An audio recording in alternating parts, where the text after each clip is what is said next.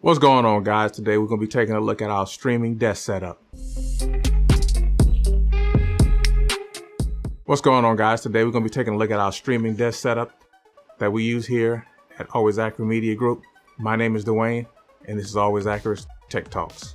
Let's get into it. First of all, guys, starting it off, the brains behind our desk is an i7 6950X Extreme Edition processor. That's the Intel 6th generation processor. We have that running on the Asus Deluxe motherboard. It also has 32 gigs of RAM, and it runs off Asus GTX 1080 ROG Strix graphics card, feeding the signal into an Acer 38-inch monitor. We originally got this monitor because we had the LG 38-inch monitor on order, but it was taking too long. So once we found out that the Acer was in stock, we went ahead and switched our order from the LG to the Acer. Love the monitor, have not had any problem with the monitor. We've had the monitor now for a couple years. No major issues. Every now and then, you have a dropout of the display port. The display port, it'll drop out, but not too often, maybe like once every 6 months to a year. So it could just be, user error. So other than that, the monitor is awesome. No major issues with the monitor. Let's get into the desk setup, guys. Flanking on the left side, the right side, and in the middle of the desk, we have 3 cameras. Those 3 cameras are 7D Mark II. We have the EOS R, and we have the EOS R5 replacing our 70D. We're going to be selling that camera. We just got the EOS R5 in. We had that on back order now. We've just been on back order for about 6 to 8 months. So we just got that in, proud of that camera. So far, it's been working out great. Have not had any overheating issues with it. We don't do that much video editing where it's like 8K video.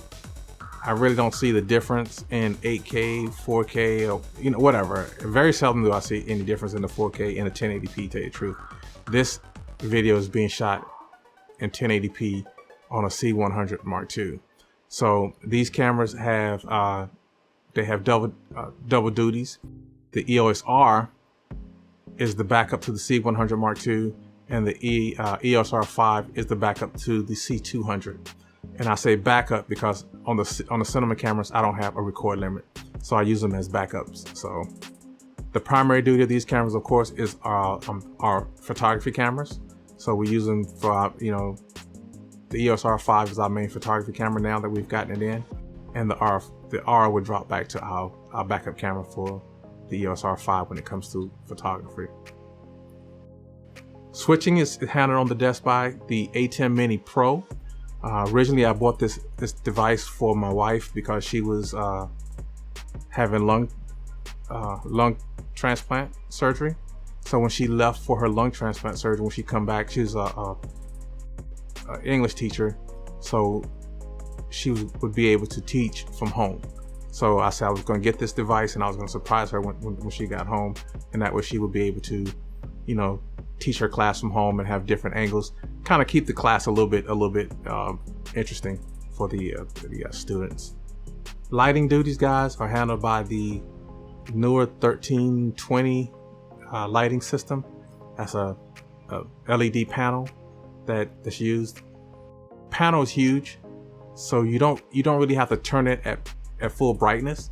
So I usually keep it at about 5%, just to help out my monitor, because my monitor's sitting right in front of me, and I don't, just to take off that glare with people looking at me, and I'm changing web pages on my monitor or whatever, or I'm making adjustments to my A10, and they can see that. So to keep that shadow off, I'll crank that monitor, that light up a little bit, and then bring the aperture down a little bit to kind of balance everything out. And so far, it's been working pretty good. Usually, guys, we use the Rode NTG4 Plus as our mic, but today we have the Rode Video Mic Pro Plus on the PS1 boom arm. And for the most part, if I'm sitting down doing something quick, then I'll just fire that mic up, and that mic, it does okay. I really don't like the way that it sounds. I really prefer the NTG4 Plus, but in a pinch, I can use the Video Mic Pro Plus, and it works out pretty good. Framing, guys, we don't really have to worry about framing too much because the R and the R5 have flippy streams. But on the 7D Mark II, I do have a newer 5-inch monitor, and that 5-inch monitor provides visibility on what's actually being recorded by the camera, and I can check focus and make sure the framing and the focus and everything's correct before switching to that particular camera.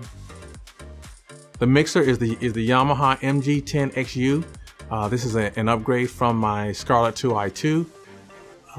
When my wife came home, like I said, we would need more microphones. We were gonna need more microphones in the Scarlett II i2. So I bought the Yamaha mixer, and I was afraid of the mixer. That's why I bought the Scarlett II i2 originally, because I didn't know how to use a mixer. So I was like, I don't need all those knobs, so I just get the Scarlett II i2. So as a result, what I did is I got the mixer, and I love it. It's currently set up for a mix minus. So whenever we do a podcast, we can have someone call in. We can talk. Converse back and forth with them on the podcast as we stream live. So I'm learning a lot as far as video editing and streaming. I was really not a big streamer. I didn't like streaming at all.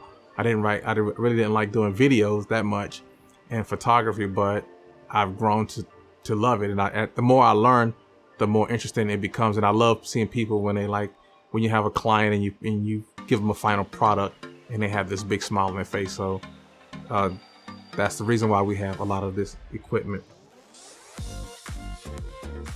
Finishing off our desk setup, guys, here we have the Corsair K95 and the M65 mouse with the mouse pad. Love this equipment. This was a gift to me. It was given to me by my wife. So I've not had a problem with it. It works flawlessly. The only issue I would say that kind of teased me off is, oh my God, does it collect dust? You have to get up under those keys and constantly keep everything blown out and get all the dust off of it. But other than that, pretty good mouse and keyboard.